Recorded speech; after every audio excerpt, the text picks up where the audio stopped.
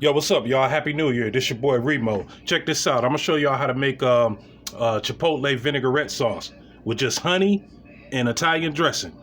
Don't you hate it when you order from DoorDash or Uber Eats and they don't give you no vinaigrette sauce?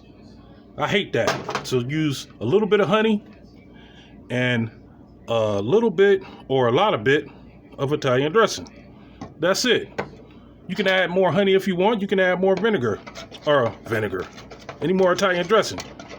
However you want it. Me, I like a little bit more Italian dressing in mine. And you know what you could do? You could put it in a bottle like this. Shake it up. Put it in your book bag. Take it to work with you.